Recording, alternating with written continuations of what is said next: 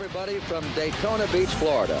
The event, the Daytona 500, the World Series of stock car racing. This event is only 8 years old, but as you can see him back at me at part of the packed stands, this event has grown so much in popularity and stature that today the largest sports crowd in the history of the South, 90,000, may be here to watch the world's fastest cars and top drivers. This is my first trip to Daytona, and I've been amazed at the magnitude of this event and the feeling of anticipation and excitement. Look at the thousands of cars in the infield.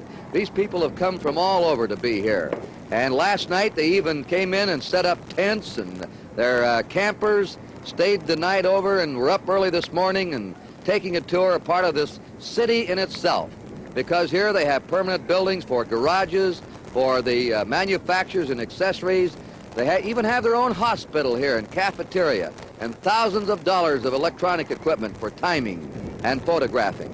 And to give you some idea of the size of this racing complex, I do a lot of football on TV. I know you watch a lot of football.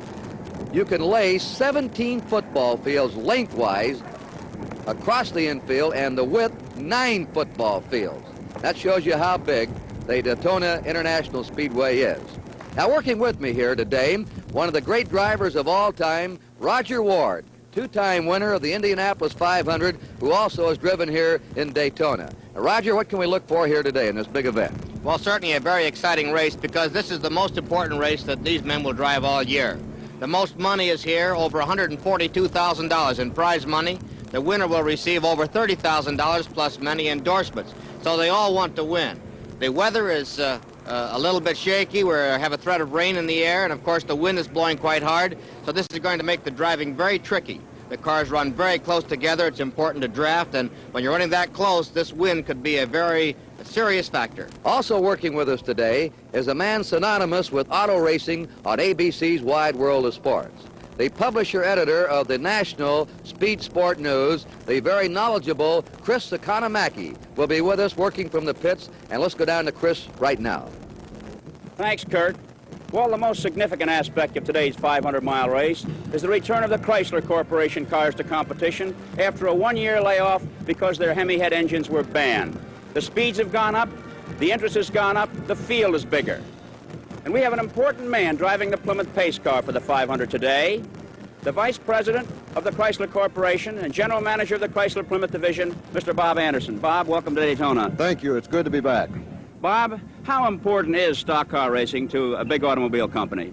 Well, I think the answer to that's evident here today, Chris. You see this tremendous crowd of rabid race fans who are here for just one thing: see how these cars perform. We've found in the past that our cars are here whether we're interested or not. So our aim at Chrysler is to make sure that our cars perform up to their full capabilities. To help you out, must you win, or is playing the game helpful? Well, it's always nice to win, but we think it's important to be here and to put on a good show. We'll be watching. Now we have Petty, number 43, is in the pole position on the inside. Dick Hutcherson in the Ford, number 29. Behind them, Goldsmith in a Plymouth. He'll be number 99. Earl Balmer in a Dodge 65, number 3. They're the first 4 cars. They've earned their right there. They're coming around turn 4 now into the home stretch, and there's the pace car going off the track, and it looks like we're going to have a start for the Daytona 500. They're approaching the starting line. 50 cars. The green flag. It's an official start. Well, there's a car awfully close to the wall going into the first turn. A lot of heavy traffic right now. 500 long miles to go. Roger, what's the strategy here in the early laps? Well, of course, most of these drivers will be hoping that their car performs well. Still kind of an unknown thing. They'll be kind of anticipating that first pit stop. If they're going to have trouble, probably it will happen before then. Richard Petty of Randleman, North Carolina, the favorite in this race, is out in front here in the first lap. That's Paul Goldsmith that is pulled right in behind him, with Hutchison now in third spot and other cars further back. Now you're going to hear the term drafting throughout this race, and we're going to take a look at it as these drivers draft, and here's one right now, and Roger Ward will explain it to you. Well, actually, drafting is when one automobile follows the other very closely. And this is extremely important at these high speeds because two cars together can run considerably faster than one car by itself.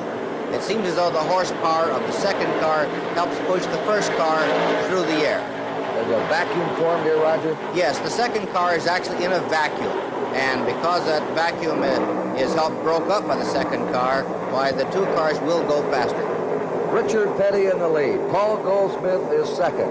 Early laps here at the Daytona 500. 31-degree bank turns. The world's fastest tracks. They'll be hitting 180, 185 on these straights, won't they? Yes, they will, and actually they'll be running through the turns at 165 miles an hour. There's our first blown engine. That was H.B. Bailey of Houston, Texas. Here's the third and fourth car, Jim Hurtubise and Dick Hutcherson running fourth. I would imagine Hurtubise would like to get up there with Goldsmith and Petty so as not to lose out. Now already they're lapping. There's Petty, number 43, and Goldsmith, number 99, at tremendous speeds, are already lapping some of these cars. Look at them. The laggards are almost standing still compared to the tremendous speeds here of the number 1 and 2 cars. Those cars that you think are standing still are still running around 150 miles an hour. Here goes Goldsmith on the inside. He's gotten a little edge on Petty. What's the strategy in passing cars, Roger? Well, of course, they use what they call a slingshot down here.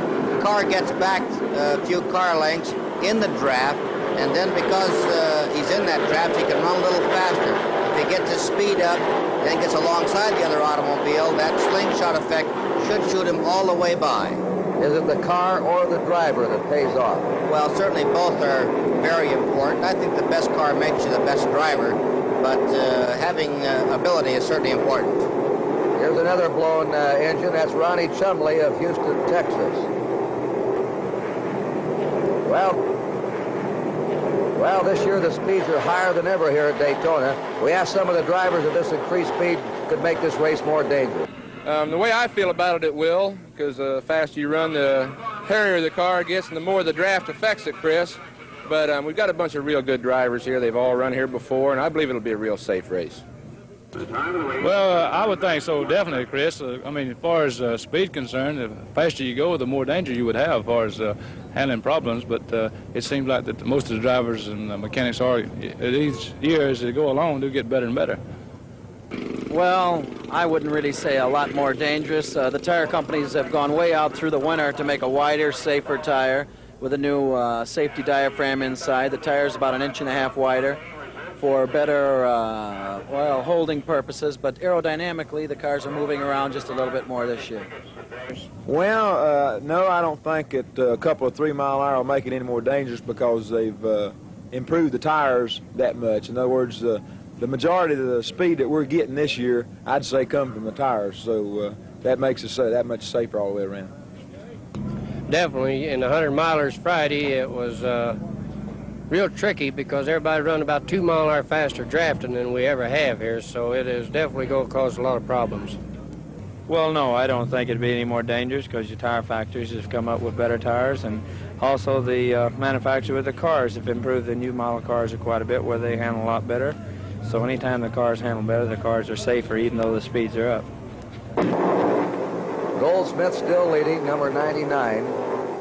That's Richard Petty now taking the lead back. Richard Petty, number 43, driving his Plymouth, is in the lead here. Early laps of the Daytona 500, the World Series of stock car racing. The weather's a factor here today. It's windy. There's a threat of rain. What's the wind mean to the drivers, Roger? Well, actually, the wind can affect these drivers quite a bit, and it would affect perhaps the car drafting more than the lead car because he's in that vacuum.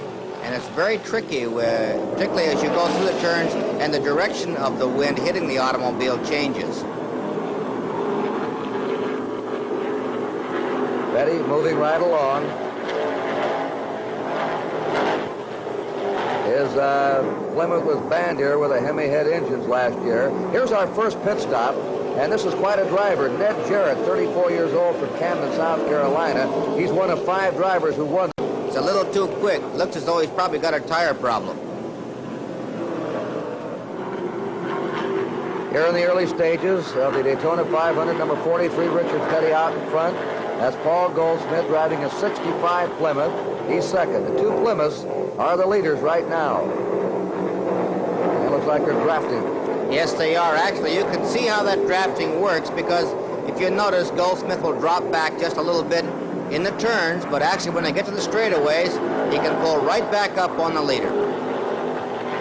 Here are the third and fourth cars. Jim Hurtubise is third, and Dick Hutcherson is fourth. And now we may have a change in leadership, Roger. Yes, we are. Actually, Goldsmith is getting by Petty again, and it's important to lead the race because there's a lot of prize money, a lot of lap prize money, and these men want that money. Paul Goldsmith from Munster, Indiana is in the lead. He's one of the most versatile drivers in the business. He likes speed, flying, and water skiing are his hobby when he's not driving racing cars. Here's a blown engine. This is Earl Ballmer. Yes, and of course he showed a little good sportsmanship. He tried to move up out of the way of the other drivers, and that's important because with the flying parts and the oil, it could be very dangerous. This is tricky getting in here, isn't it? Yes, as a matter of fact, because there's so much traffic, it doesn't look as though he's going to be able to make the pits. He'll have to make another lap around the track. Earl Ballmer. There's the Plymouth of Richard Petty, number 43, for a pit stop. Yeah, they're changing the tires on the right side. Got a really competent pit crew. It looks like they're holding him. They're going to change the tires on the left side. Very unusual here, isn't it, this early? Yes, it is. Actually, they must have some kind of a tire problem. Otherwise, they wouldn't be changing the inside tires this early in the race. Well, of course, this race can be won or lost by the number of pit stops that a driver makes. Now, here are some of the top drivers in the Daytona 500 with their idea of the number of stops that will be necessary. I plan on 4 stops. I think 4 stops could win the race. If we run pretty hard, it'll take at least 5 pit stops, and there's hardly any way at all, I'd say, to get out of not running any under 5 pit stops, because we'll be lucky to run 100 miles on a tank of gas, so that'll automatically make 5 pit stops. Well, I'm sure that we'll have to make 6 pit stops. Of course, caution flags could have a big bearing on the number of pit stops that we would make, but supposing we run the race under the green all the way, I think we'll have to make 6. Well, we'll have to make 6 pit stops because we can't run between 80 and 85 miles on a tank of gas. And there goes Richard Petty out of the pits. How long did it take him to accelerate to full speed again, Roger Ward? Well, actually, it'll take him clear to the end of the back straightaway before he's up to his top speed. And even then, and if he doesn't have a little help, it won't be there. Here's Darrell Derringer coming in for an unscheduled pit stop. I wonder what's the matter with him. Well, I would imagine the same thing wrong with everybody else. They must be having some tire problems. Maybe they're chunking a little bit. There's Earl Ballmer limping in. He's the man you saw blow the engine, and he's just barely getting in. Here's our leader. This is Paul Goldsmith, who's been a national champion motorcycle driver. 6 times he's driven in the Indianapolis 500. Right now he's sailing along out in front. He's been a swimming instructor, by the way, in the United States Merchant Marines. He's lapping cars. Paul Goldsmith, driving a 65 Plymouth, is in the lead here in the Daytona 500. Actually, he has a very comfortable lead, too, because with Richard Petty in the pits for almost 2 laps, he's got a pretty good lead. There is Dick Hutcherson. Let's go down to the pits to Dick Hutcherson's wife, Betty, with Chris Economaki. This is Betty Hutcherson, wife of driver Dick Hutcherson and the mother of 3. Betty, does it worry you when Dick's out there racing? Yes, it does. Doesn't show. Well, I'm nervous. What do you think about when he's on the track? Just hope he comes in safe. How about all the strenuous business of auto racing, going from town to town? Does it wear on you? I don't go too much. I go as much as I can. It wears him out more than it does me. Would you rather be home when he's racing, or would you rather be here watching? I'd rather be here at a major race. Do you enjoy it? No, I don't enjoy it. Suppose his car goes out with mechanical trouble. Then I calm down and I enjoy the race. Well, we certainly hope that you don't enjoy today's race. I do too. Betty Hutcherson watching her husband drive in the Daytona 500. There's the husband, Dick Hutcherson, one of the top dirt track drivers in the country. Also a 2-time champ of the International Motor Contest Association. Here's the leader, Paul Goldsmith. Paul Goldsmith of Munster, Indiana, is the leader right now in the Daytona 500. He's passing a great young driver, Mario Andrade from Italy, born in Italy, who I guess is going to be a real comer. He certainly is. We'll be back with more action from the Daytona 500 after this message. 39-year-old Paul Goldsmith is out in the lead. He's driving that number 99 car, 65 Plymouth, here in the Daytona 500 from the Daytona International Speedway, Daytona Beach, Florida. He had the fastest lap in the trials, 178 miles an hour. Here's A.J. Foyt now into the pits. This is quite an all-around driver, isn't he, Roger? Yes, he certainly is. He's one of the greatest drivers of all time, and he proves it every time he goes to the racetrack. But he's been having trouble with his automobile, and he's not too happy right now. Foyt drives everything, doesn't he? Midget sports. Uh-oh, here's a spin. That's Mario Andretti, the young 25-year-old driver. There goes the leader, Goldsmith, into the pit after Andretti has spun. So we'll have a new leader. That's Paul Goldsmith now for a scheduled pit stop. We're approaching the time now when we're having our first scheduled pit stop. What do they figure, about 100 miles per pit stop? Actually, we're just short of 100 miles, and an interesting note would be that the average speed at this time is over 170 miles an hour. And now a new leader. This is Dick Hutcherson. Yes, Dick's been driving a really fine race. He was never worse than fourth, and he's driven a very consistent race and now has inherited the lead. He had the fastest Ford in trials, 174 miles an hour. Look at these tires. Yes, this is, I think, probably what's been happening. The tires, because of the width and because of the tremendous speed and heat, have begun to chunk a little bit, and you can see big pieces of rubber out of the middle of that tire, and that's what caused the problem in the early pit stops. Those big tires on that tread, they really grab hold of that track, don't they, Roger? Yes, they certainly will. Here's the leader now, Hutcherson coming into the pits. Dick Hutcherson. He's 34 years old, from Charlotte, North Carolina. You saw his wife earlier being interviewed. There's his pit crew going to work. Here comes Mario Andretti's car, and as you can see, the front end has been quite badly damaged. I think he ran into another automobile, probably due to the wind or something, and has caused his problem. Got a flat right tire. Now he's starting to boil over. Yeah, I'm sure that he's out of the race for good. That's a Chevelle, the only Chevelle in the race, right? Yes, and it was running quite well. Now we have a new leader and a local boy here, Marvin Panch from Daytona, Florida. He's a veteran. He a few years ago was in a bad accident and was severely burned. He's the leader right now. Yes, that accident was right here at Daytona Beach. It was in a sports car race. The car got upside down and trapped him inside, and he was quite severely burned. But the driver who helped him get out, Tiny Lund, took over his stock car that year and was fortunate enough to win the race. We're still working on Andretti's car. This is a boy that was born in Italy, 25 years old.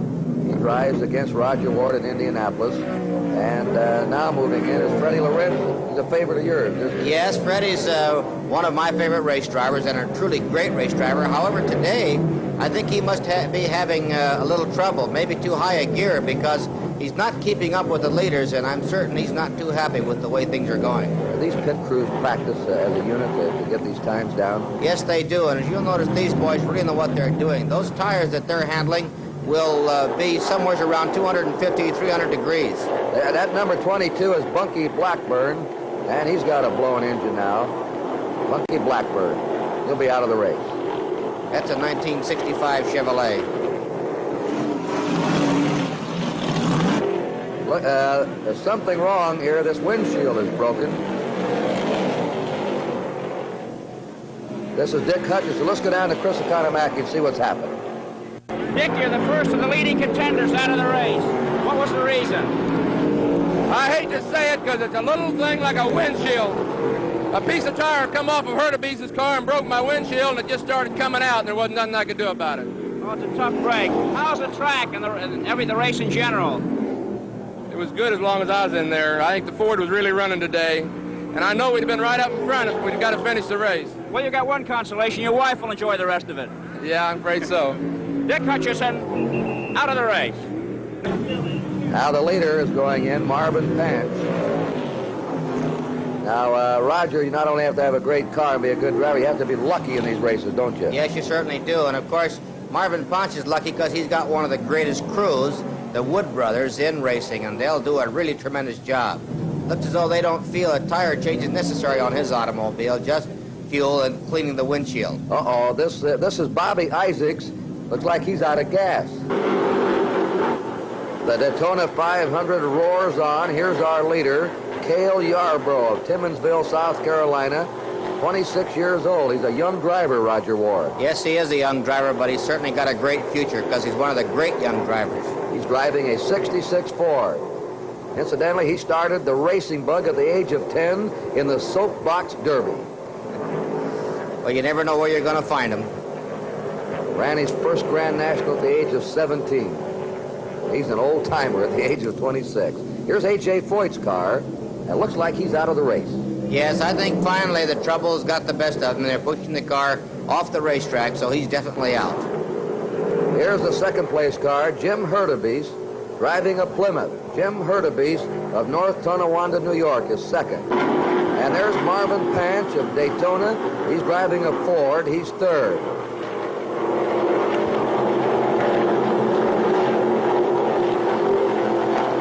And here's the number 4 man, Dave Pearson, with a Dodge Charger. Dave's been driving a very good race, but here's Paul Goldsmith, who has been running in 5th position, passing Dave Pearson for 4th. Paul Goldsmith moving right back into contention. Well, Paul's had to make an extra pit stop, but at the speed he's running, he'll be back up there before too long. Here's the 6th car now, Richard Petty, the favorite in this race. Right now, he's running 6th. He's made a couple of extra pit stops. That's why he's back.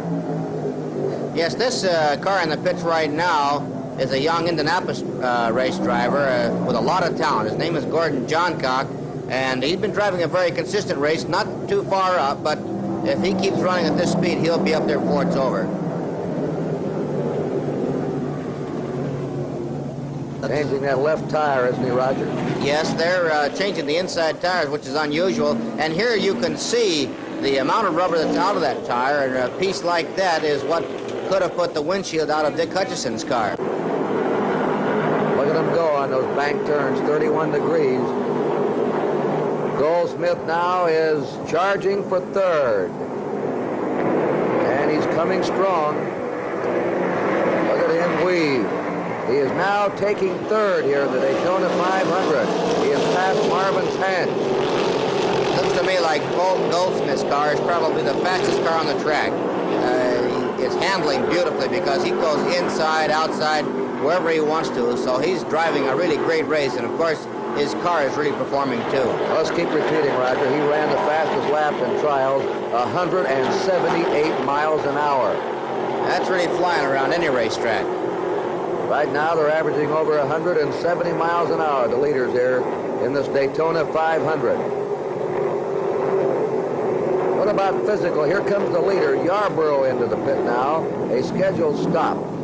Cale Yarborough. Cale's 2nd stop, and it's a planned stop. He's running the kind of race he'd like to run. However, I think probably he wishes he could go just a little bit faster. How important is physical condition for these drivers? Well, physical fitness is extremely important.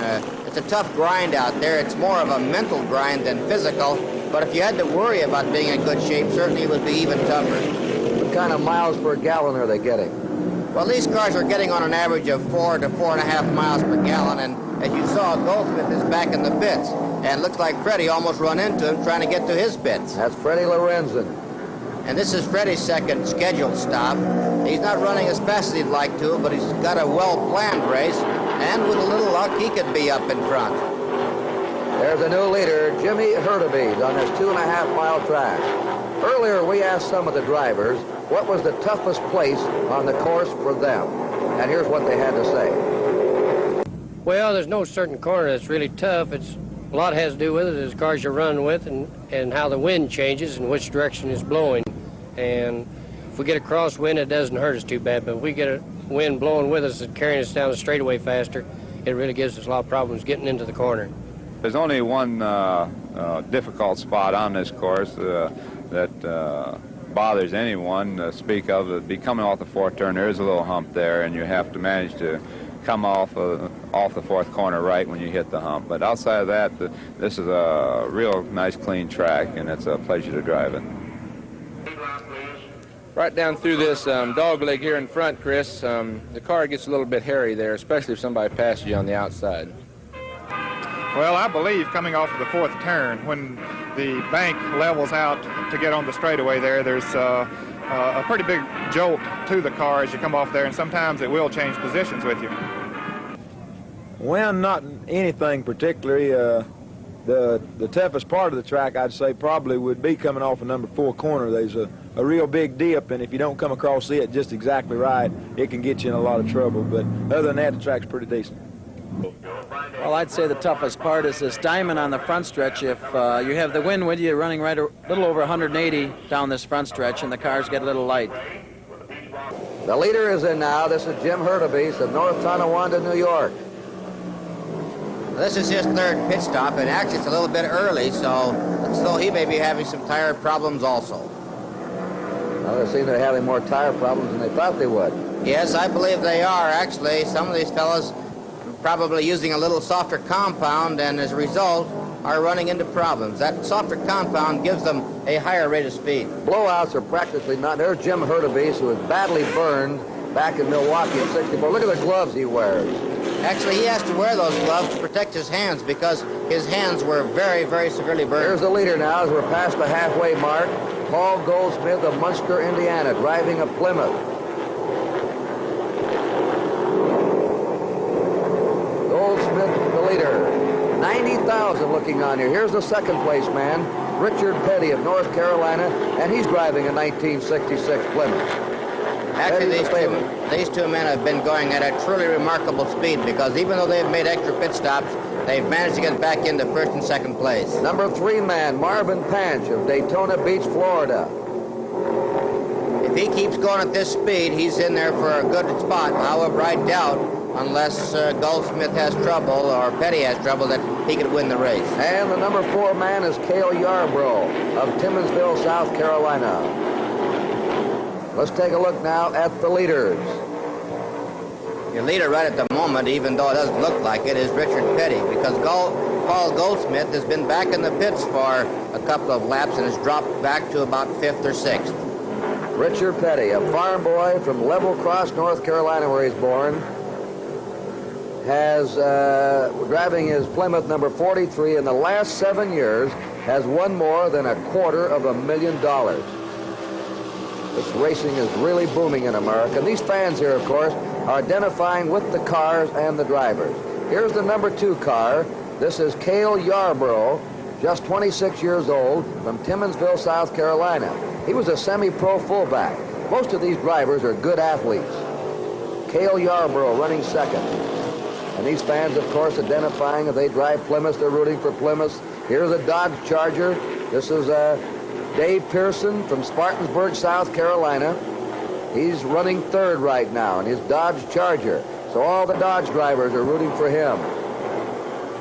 This is Freddie Lorenz, and he's in 4th position now. And of course, Freddie's been driving a good race, not as fast as he'd like to be going, but been driving a good, consistent race and running in a very comfortable 4th position. The race so far has been free of accidents. We've had no bad spins or collisions. And they're averaging better than 165 miles an hour. They used to run on the beach here, on the sand, wait for the tides to go out. And then in 1959, they built this beautiful speedway, and this is the 8th Daytona 500, called the fastest racetrack in the world. The France family, Bill France Sr., Bill Jr., certainly been responsible for the boom of stock car racing in America. Here is Richard Petty coming into the pits. He's got a very comfortable lead. We'll be back with more action from the Daytona 500 right after this message.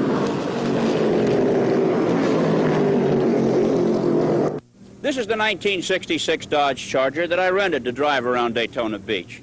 And like all other 1966 model cars, it has such things as chrome moldings on the front and the top of the fenders, headlights, bumper guards, raised letters for the name on the hood.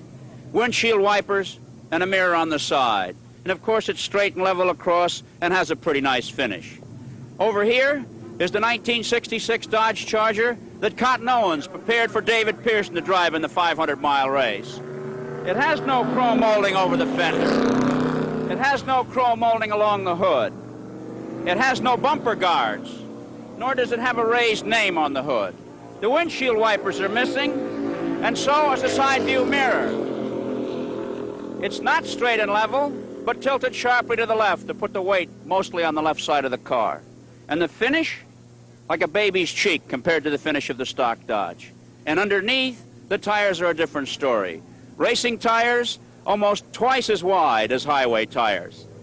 Under the hoods of the cars, there's a vast difference. The Racing Charger, a full house, a 426 Hemi head engine that's been reduced in size to 405 cubic inches. A large racing manifold supports a tremendous air cleaner, and there's hardly any room under the hood for anything else. Whereas in the rent-a-car, there's plenty of room under the hood, for that has a 383 cubic inch wedge engine with a 4-barrel carburetor. The difference between a racing stock car and a pleasure car. Now, back to you, Kurt Gowdy. All right, Chris, here's another car in trouble. This is Paul Goldsmith's car. Yes, I think perhaps the chunking of those tires has created a situation where probably he lost a drive shaft or a universal joint. That's the only reason I could see for him having the car jacked up. And here's a car that's blown the engine. I think that's Gordon Johncock. Yes, it is, car number 71. This is unfortunate. He was driving a great race. But of course, this causes a very dangerous situation because aside from the parts that he might have left on the racetrack to cut someone's tire, driving through that smoke screen could be very dangerous. You can't see a thing, and sometimes at the speed they're traveling, you would go maybe 200 or 300 yards, and that's really quite a distance. There's the leader, Richard Petty. We're getting a real threat of rain here now. A few raindrops are starting to sprinkle. Richard Petty, who has quite a family story. And coming in here now is Marvin Panch, and he has a broken windshield. Another windshield has been broken with that flying rubber off these tires that are shredding rubber. This is very unfortunate because Marvin's been driving a great race and was in a real good spot. They're putting gas in, but I don't think he's going to go back out. That crew isn't hopping at all. No, they're certainly not. They know that he's done. Bad break for local boy Marvin Panch. Here comes Curtis Turner, and he's got a broken windshield. Boy, I'll tell you, they're really having some problems out there. That's two broken windshields just the last few minutes, and of course, both of these cars are on the same team, so this is a real tough break for the Wood brothers. That's Hutcherson, Panch, and Turner now, all fours with broken windshields. That's right. Possible that there have been some others that we haven't caught. The leader, number 43 in the Plymouth, Richard Petty. That's Jim Hurtubise trying to unlap himself. He's spent quite a bit of time in the pits, and of course he's trying to make that ground up, and Petty is just comfortable. He wants to ride along there and keep up his speed, but try to stray out of traffic if he can. He likes to ride high in those bank turns. Yes, I think the way his car is set up, he feels more comfortable in the higher groove. Traffic here. Yeah, and these cars, Hurtubise and Petty, are coming up on this traffic. Petty has his father rooting for him. His dad won this event, the first 500. That was back in 1959. Richard Petty won the Daytona 500 in 1964. So he'd be the first to ever win it twice if he could hold on to this lead. And his brother builds the engines. It's a great family story, this Petty family. Yes, it is. The father has built a great racing team. There goes Petty, backed by Hurtubise again. I see Chris Economaki in the pits now with Curtis Turner. And let's go right down to them. Curtis, you're out of it. Why? A tire come apart on Jim Hurtubise's car and hit my windshield. Broke the windshield, shattered it, and I went on to run about 10 laps before it come apart, and windshield come out of it. What happened to Marvin Panch, your teammate? Same thing happened. Hurtubise is spinning his left rear wheel, and he keeps going back out. He's already knocked 3 Fords out. Hutchison and Panch and mine. Curtis Turner with a story on why he's out of the race. Okay, Kurt. The leader, number 43, Petty. Right now, the average speed, the leader, 162 miles an hour. Amazing. We've had some yellow flags and bad weather. Of course, with the number of stops they made, that is truly an amazing speed. And of course, here's Hurtubise going back by Petty again. He's trying desperately to unlap himself. Although Petty has the lead, anything can still happen. A broken windshield, a spin. Oh, there could be any number of things happen. There's a spin right there. In fact, looks like a car lost its wheel. Who is that, Kurt? That's Ned Setzer, and look at that wheel. This creates a dangerous situation also. The cars could run over that wheel and, of course, put them out of the race. Trouble in the backstretch. Just goes to show that no matter what happens or how late the race, you could have trouble. Uh-oh, there's trouble on the front straightaway. That's Hurtubise, and he was momentarily out of control there. My gosh, he could have wiped out the whole field. I would say probably in his effort to make up this ground, he's driving a little too hard, and as slick as the track probably is, this situation can happen. He could get out of control easily. The leader, Richard Petty, holds the record here for a full 500-mile race, 154 and 3,500 miles per hour. And there's Petty lapping Dave Pearson now. He's 2 laps up on him now. Now, what he has to do is stay out of trouble, right, Roger? Yes, that would be the important thing now for Petty, just to stay out of trouble. There's the 4th place car, Freddie Lorenzen. Actually, I think Freddie's in 3rd place unless he has to make another pit stop. The weather, as you can see now, is bad. There's a yellow flag. They're driving now on a wet track, and they slowed them down. Richard Petty is the leader. We may have a short race here. And now the white flag's up, 1 more lap. Petty is average. Look at the weight. Actually, this is very dangerous here. This amount of water on a racetrack can be very dangerous. They're running probably 125 miles an hour without windshield wipers, so it's difficult to even see where they're going. Petty's going to average over 160 miles an hour in this race, but in a short race, his record will not count. The first auto race, by the way, was run on Thanksgiving Day in America back in 1895. Average speed for the winner, 7.5 miles an hour. A great comeback for the Plymouths. They were barred last year with their Hemi heads, and here they are winning the first major race of 1966. Richard Petty, who started racing by washing and cleaning auto parts in his dad's garage. His father's won this event. Petty's about to win his 2nd Daytona 500. He's coming for the finish line.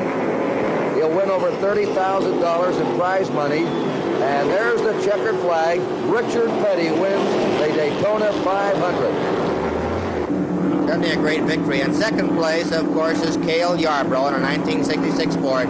He drove a fine race. And 3rd place is car number 6, David Pearson, in a Dodge Charger. The race was shortened 2 laps, 495 miles. Here's the winner now. Going into victory lane, Richard Petty, a very popular driver.